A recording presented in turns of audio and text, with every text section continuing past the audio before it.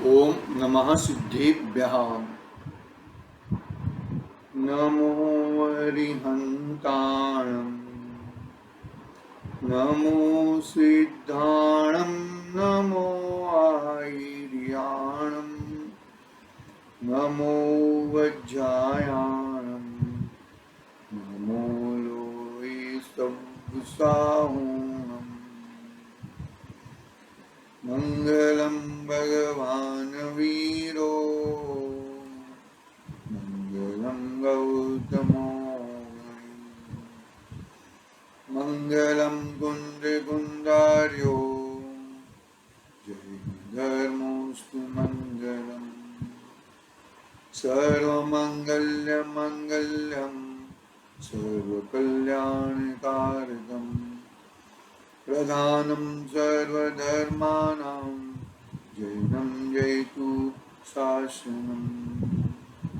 यस्य स्वयं स्वभावाप्ति प्रभावे कृत्स्नकर्मणा, तस्मै संज्ञानरूपाय नमस्तु परमात्मने।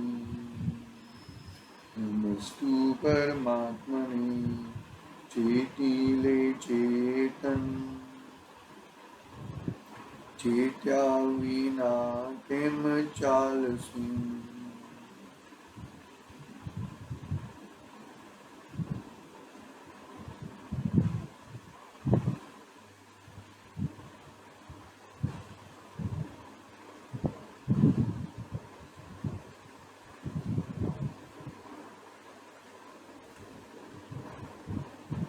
समर्थ आचार्य देव पूज्यपाद स्वामी का ये महान ग्रंथ इष्टोपदेश विराजमान है। अपनी बात 34 नंबर पे चल रही थी। अपना स्वाध्याय 34 नंबर की गाथा पे चल रहा था।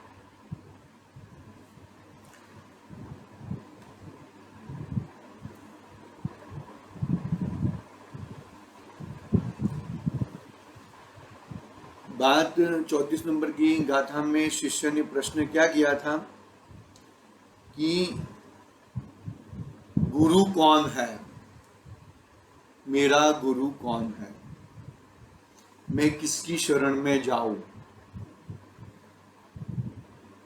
बीमार हुआ तो डॉक्टर शरण, कोर्ट में केस हुआ तो वकील शरण, इनकम टैक्स का कुछ हुआ तो सीए का शरण। हकीकत में वो सब शरण शरण नहीं है। तूने पहला घड़ा उल्टा रखा तो सब घड़े उल्टे हो जाते हैं। पहला घड़ा सीधा रखा तो सब घड़े सीधे रहेंगे। तूने पहले में ही क्या माना कि शरीर वो मैं हूं, बराबर है। शरीर की क्रिया मैं करता हूं। शरीर की 5 इंद्रिय संबंधी, मन संबंधी मैं सब, ये इसकी वजह से मैं जिंदा हूं। वो जो पहला घड़ा है तूने उल्टा रख दिया तो बाकी सब घड़े उल्टे ही रखने पड़ेंगे।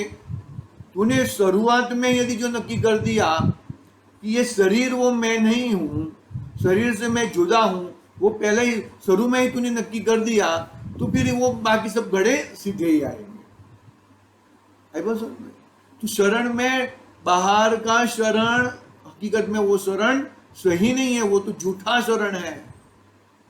और तुम अपने आत्मा में नहीं रह सकते हो तो 5 परमेष्टि के शरण में जाओ। पंच परमेष्टि, अरिहंत जी, सिद्ध जी, आचार्य जी, उपाध्याय जी, सर्व साधु जी, पंच परमेष्टि के शरण में जाओ। वो व्यवहार शरण कहा। और वो पंच परमेष्टि जिनकी शरण में है, वो उनकी शरण, वही शरण में मैं जाऊं तो वो निश्चय शरण हुआ। पांच परमेष्टि किसके, अरिहंत भगवान किसको देखते हैं? स्वयं को देखते हैं। सिद्ध भगवान स्वयं को देखते हैं। आचार्य उपाध्याय सर्व साधु किसको देखते हैं? स्वयं को देखते हैं। 5 परमेष्टि के अलावा जैन धर्म में और कोई शरण नहीं है। तूने पहला घड़ा उल्टा रखा तो सब घड़े उल्टे हैं। तूने पहला घड़ा सीधा रखा तो सब घड़े सीधे हैं भैया। एवजन में बहुत ही गंभीरता पूर्वक, शांति पूर्वक, बहुत व्यवस्थित चलना है हमें। जरा भी आगे पीछे नहीं करना है हमें।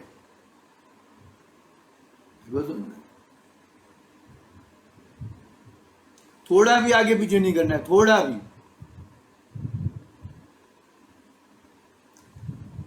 क्यों आगे पीछे नहीं करना है? अरे भाई, बात जो सही बात है वही सही बात को स्वीकार करो, वही बात को समझो और उसमें उतर जाओ। तुम्हें किसी की जरूरत नहीं है, किसी की जरूरत नहीं है।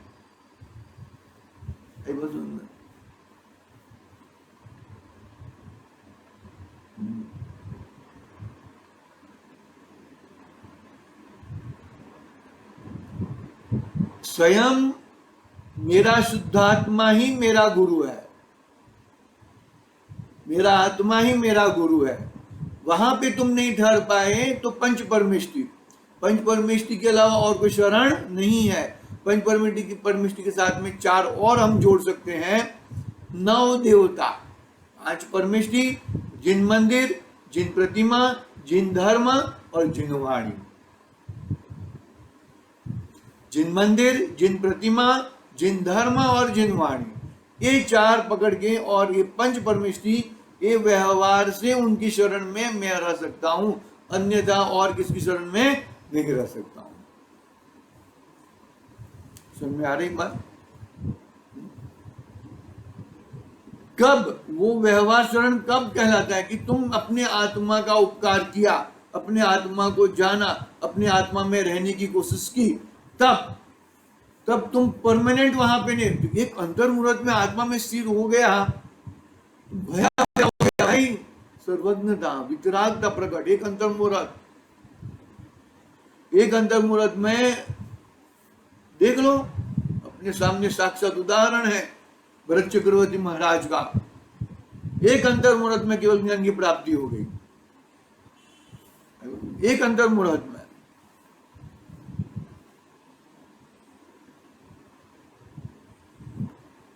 बात एक अंतर मुहूर्त की पहले क्या तैयारियां थी, कैसी तैयारियां थी। हम कोई प्रसंग करना चाहते हैं तो उसके पहले कितनी तैयारियां होती है, तब जाके एक प्रसंग वो भी सही ढंग से हो या ना हो।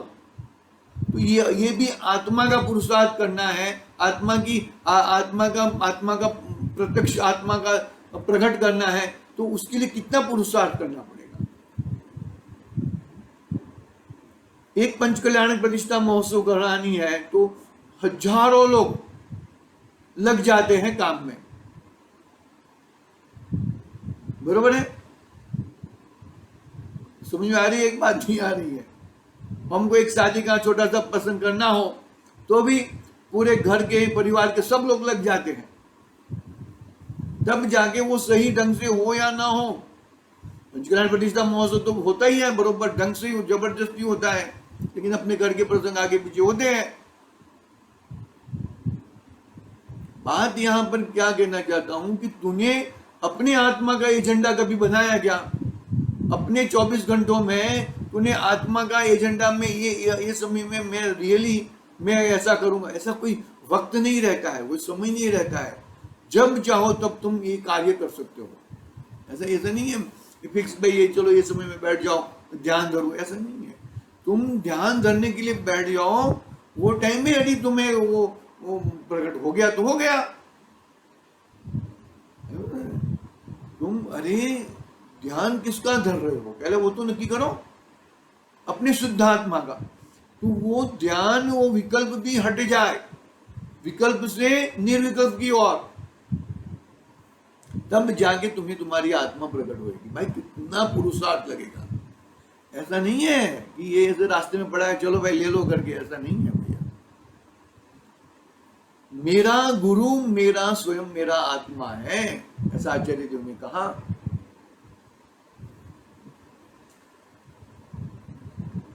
पहला ही घड़ा तूने उल्टा रख दिया, बस बात पूरी हो गई। बाकी तू सीधा घड़ा रख सकता नहीं है। पढ़ते हैं गाथा, पढ़ते हैं फिर आगे पढ़ते हैं। देखो गाथा में क्या आया, स्वस्मिन्नस्यदाभिलाषी त्वाद्भीष्टज्ञापकत्वः स्वयं हीत प्रयोक्तुक्त्वा दात्मेव गुरुरात्मना। क्या कहते देखो नीचे हिंदी अनुवाद में, निज हित विलासी स्वयं निज हित ज्ञायक आप, निज हित प्रेरक है स्वयं निज गुरु आप माप। 4 बार निज निज आया, निज हित अभिलाषी। तो निज में किसको लेना है? निज को ये बारदान को लेना है, ये 50, 60, 70 किलो का बारदान को लेना है कि अंदर आत्मा को लेना है? यदि तुम बारदान को लिया तो घड़ा उल्टा है तुम्हारा, और तूने यदि अपने आत्मा को लिया तो घड़ा सीधा है।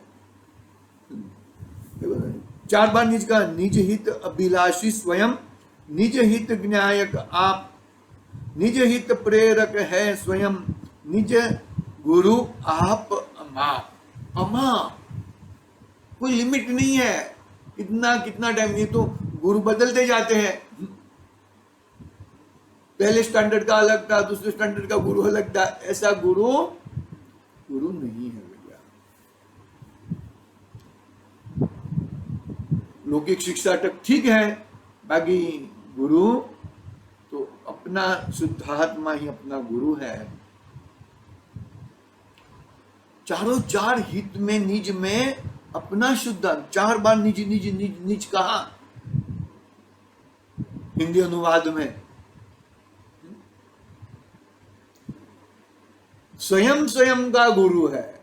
यहां पर कोई अभिमान की बात नहीं है, प्राउड की बात नहीं है। अरे अभिमान तो वो सब तो मान कषाय का तो आगे छूट गया।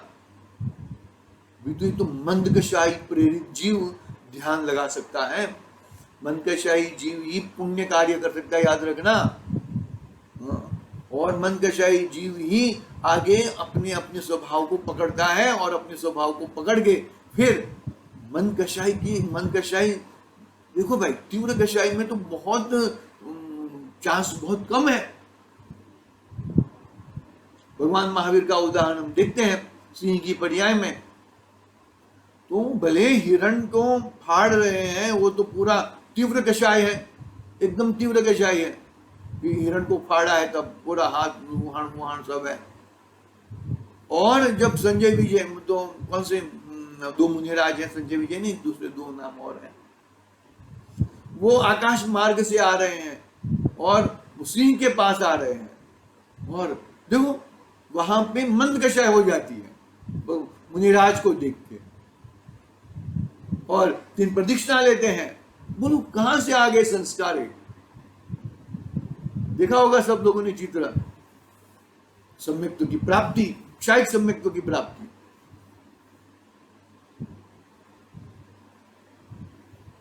सम्यक्त्व की प्राप्ति क्षायिक, या वो नाम नहीं देंगे, समझ में। कहने का भाव ऐसा है कि वो तुम अंदर से मंद कषाय होता है, अंदर से मंद कषाय होता है। अपने आत्मा को देखा मंद कषाय होता है, अपने स्वरूप को देखा, अपने स्वरूप को विचारा, वो जीव मंद कषाय होता है।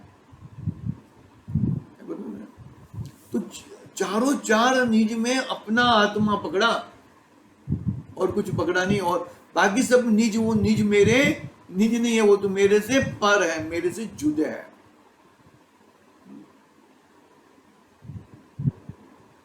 देखो ભગવાનની વાણીમાં વાણી બધું કરી દે છે ને। देखो मुमुक्षु ने प्रश्न किया गुरुदेव के प्रवचन के माध्यम से।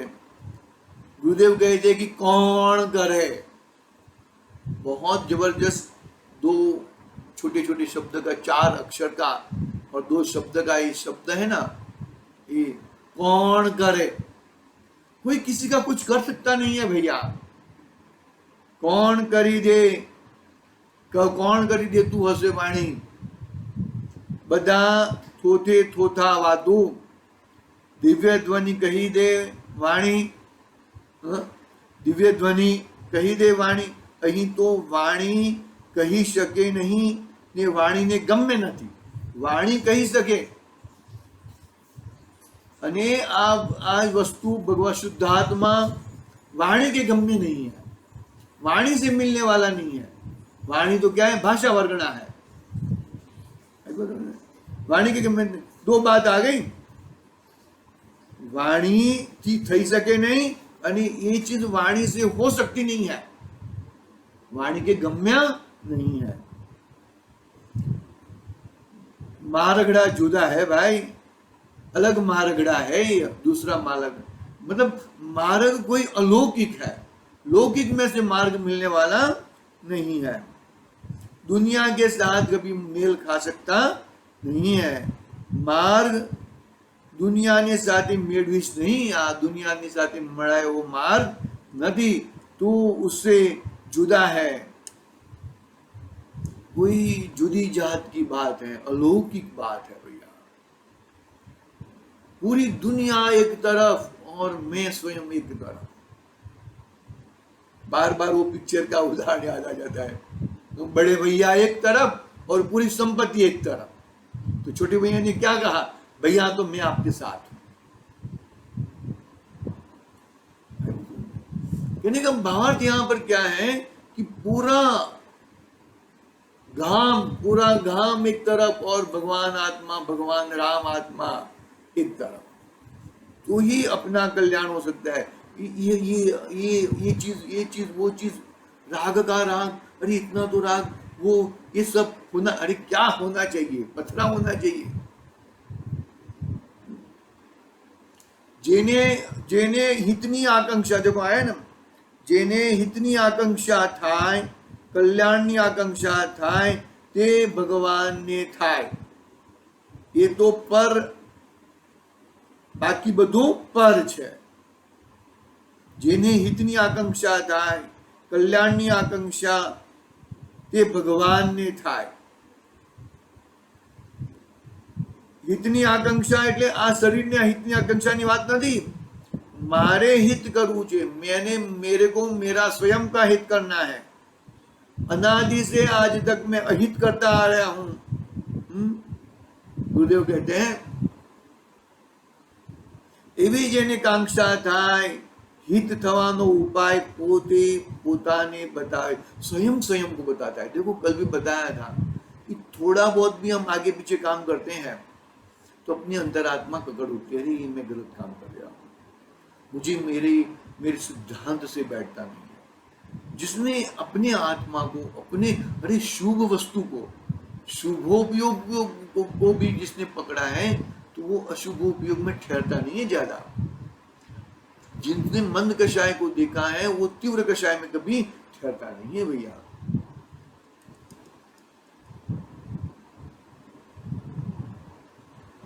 बात समझ में?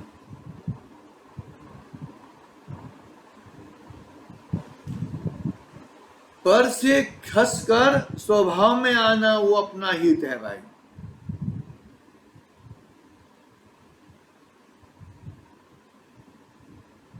गुरु पर आवे ने, अरे कहां किया गुरु? गुरु अपने आत्मा को ही गुरु बनाना है. स्वयं के आत्मा को ही. नाना क्या कीधु? शू कीधु? हितनो प्रवर्तक, हितमो प्रवर्तनारो, हितमो प्रवर्तनारो. પેલા બે બોલ કહ્યા પછી આ વધાર્યું. હિતની ઈચ્છા, હિતના ઉપાયને શોધો અને હિતમો પ્રવર્તનારો એને ગુરુ કહીએ. आत्मानो अपरंपार महिमा है. अपने आत्मा का, अपने स्वभाव का, अपनी वस्तु का अपरंपार महिमा है.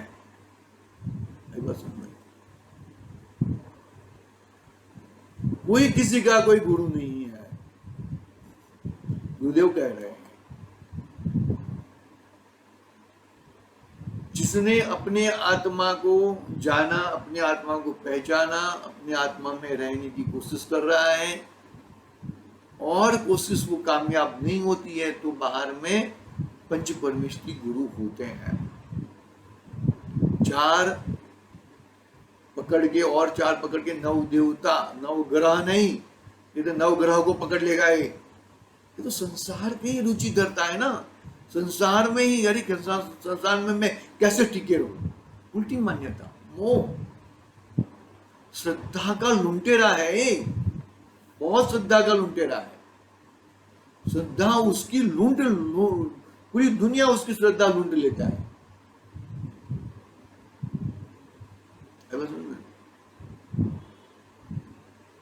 क्या कहा, अरे तुम समझो, बात को समझो, बात को नहीं समझ पाओगे तो क्या करोगे। पंच परमिष्टि बाहर में है, जब तुम अपने आत्मा में नहीं रह सकते हो तब बाहर में ये पंच परमिष्टि का शरण है। और जिन मंदिर, जिन प्रतिमा, जिन धर्म और जिन वाणी पकड़ के 9 देवता का शरण है, 9 ग्रह नहीं, 9 देवता का शरण है।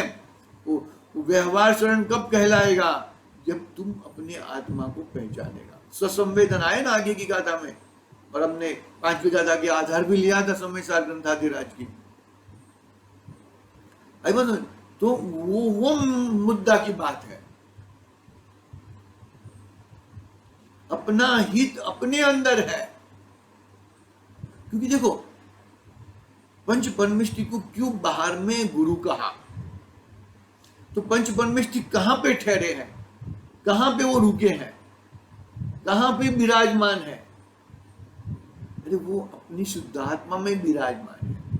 तो अपने को उपदेश क्या देंगे, अपने को उपदेश देंगे कि तुम ये करो वो करो, संसार में रहो, संसार का मार्ग अपनाओ, ये कहेंगे क्या। अरे वो तो कहेंगे अभी का अभी तू दीक्षा धारण कर ले,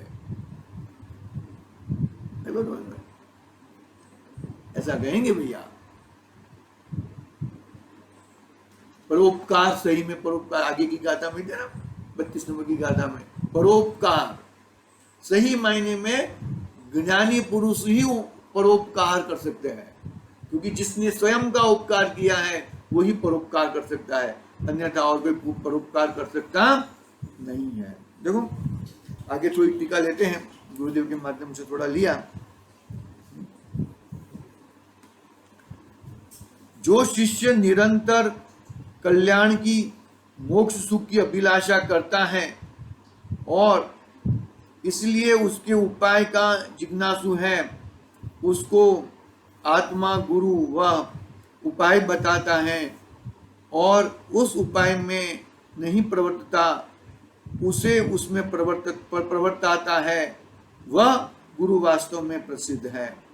ऐसा होने से आत्मा का गुरु आत्मा ही हो सकता है।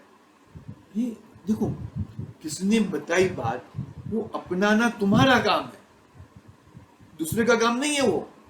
तुम स्वयं उसको अपनाओगे तो ही वो कार्य होएगा ना। तुम नहीं अपनाओगे, डॉक्टर ने मेडिसिन ली और वो खींचे में रखे और नहीं लिया, तो मिस्टेक तुम्हारी है।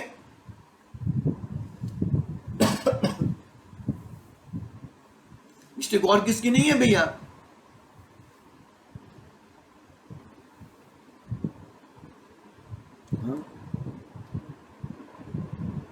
बात को समझना, अच्छी तरह से समझना और अच्छी तरह से समझ के अंदर में लगाना, अन्यथा गड़बड़ और गड़बड़ हो जाएगी भैया।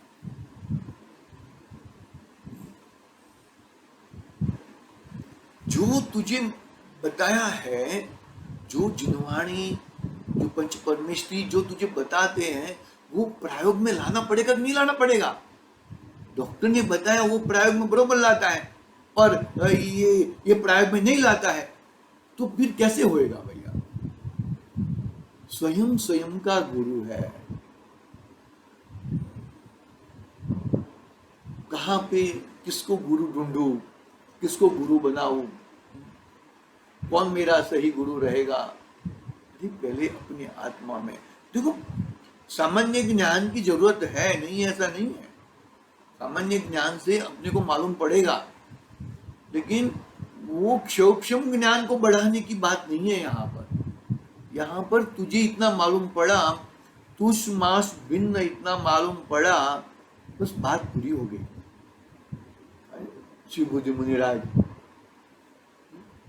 नमस्कार मंत्र तक भी याद नहीं, जो भी है वो, जो कुछ जिनवाणी के कुछ शब्द याद नहीं रहते थे, और बस इतना याद रह गया, तुष्मास, और केवल ज्ञान ले लिया। कोई ज्यादा ज्ञान की जरूरत नहीं है, क्षोभक्षम बढ़ाने की जरूरत नहीं है। आपा पर जिसे मुफगली खोल के जो अंदर का सिंह को खाने को आता है, वो चीज आपा पर कर सकता है।